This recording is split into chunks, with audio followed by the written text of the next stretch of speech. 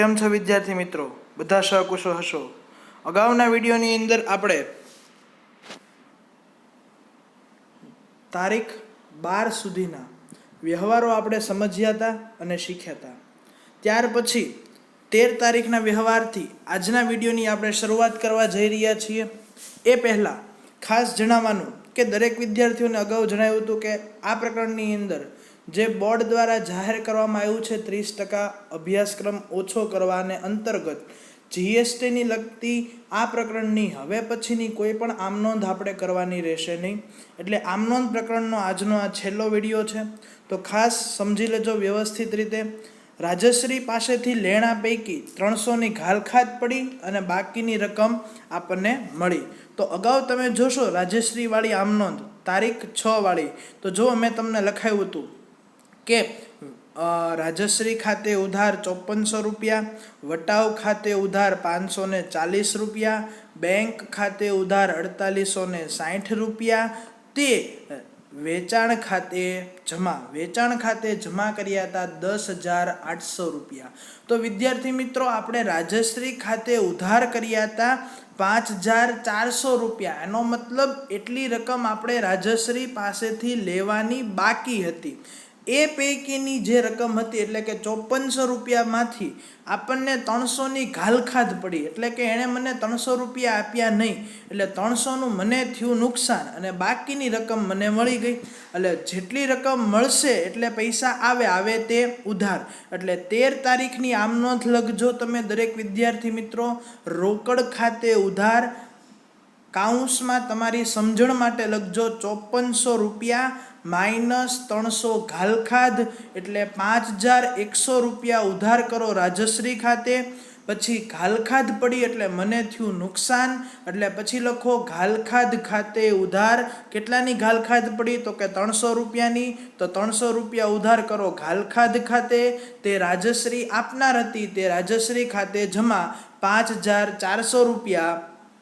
આ રીતે 13 તારીખની આમ નોંધ લખ્યા પછી 14 તારીખમાં શું કીધું? તો કે ધંધામાં વધુ નાણાંની જરૂર હોવાથી એક્સિસ બેંકમાંથી 25,000ની 12%ની વ્યાજની લોન લીધી. લોન લ્યો એટલે પૈસા આવે તે ઉધાર. તો જો આમ નોંધ લખજો રોકડ / બેંક ખાતે ઉધાર, તે એક્સિસ બેંકની 12%ની લોન ખાતે જમા. ફરીવાર બોલું છું, રોકડ / બેંક ખાતે ઉધાર, તે એક્સિસ બેંકની 12%ની લોન ખાતે જમા. 25,000 ઉધાર, 25,000 જમા. 15મી તારીખનો વ્યવહાર જુઓ. આગમાં 2000નો માલ નાશ પામ્યો, જે સામે વીમા કંપનીએ 1500નો દાવો મંજૂર કર્યો. આનો મતલબ જે માલ બળી ગયો છે મિત્રો, એની ઉપર આપણે દાવો કરેલો હતો, વીમા કંપનીનો વીમો ઉતરાવેલો હતો. એ પૈકી આપણને 1500 રૂપિયાનો દાવો મંજૂર થયો, એટલે 1500 રૂપિયા આપણે પૈસા લેવાના થયા. કોની પાસેથી લેવાના થયા? તો કે વીમા કંપની પાસેથી. આ જે માલ બળી ગયો હતો એ માલ આપણે પાછો વેચી દીધો. કંપની લઈ નથી જતી, આપણે વેચી દીધો. એના પાછા કેટલા ઉપજ્યા? તો કે 200. હવે જોવાનું કે માલ બળી ગયો તો 2000નો, એમાંથી 1500 રૂપિયા વીમા કંપની આપે તો કેટલાનું નુકસાન થયું? તો કે 500નું. એ જે માલ બળી ગયો તો એ વેચી દીધો, એના 200 આવ્યા, તો ઓવરઓલ ટોટલ નુકસાન થયું આપણને માત્ર 300 રૂપિયાનું જ તે. તો આમ નોંધ શું લખવાની? ખાસ લખતા જાજો. વીમા કંપની ખાતે ઉધાર 1500 રૂપિયા, જે 200 રૂપિયા ઉપજ્યા એની હવે લખાવું છું. એ 200 રૂપિયા આવે તે ઉધાર. રોકડ ખાતે ઉધાર 200 રૂપિયા. હવે જોવાનું કે 2000માંથી 1500 ને 200 આ ગયા, એટલે વધ્યા કેટલા? તો કે 300. એ 300નું નુકસાન થયું, તો લખવાનું આગથી થયેલ નુકસાન ખાતે ઉધાર 300 રૂપિયા. ફરીવાર બોલું છું, વીમા કંપની ખાતે ઉધાર 1500, રોકડ ખાતે ઉધાર 200, આગથી થયેલ નુકસાન ખાતે ઉધાર 300, તે અન્ય રીતે માલની જાવક છે, તે ખરીદ ખાતે જમા 2000 રૂપિયા. 16 તારીખનો વ્યવહાર. પુત્રના જિંદગીના વીમા પ્રીમિયમના 450 અને આગના વીમા પ્રીમિયમના 550 બંને ચેકથી ચૂકવ્યા. હવે જો પુત્રની જિંદગીનું વીમા પ્રીમિયમ એ ધંધા માટે ઉપાડ કહેવાય, આગનું વીમા પ્રીમિયમ એ ધંધા માટે ખર્ચ છે. તો આમ નોંધ લખતી વખતે વિદ્યાર્થી મિત્રો ધ્યાન રાખજો. આમ નોંધ લખાશે, સમજજો.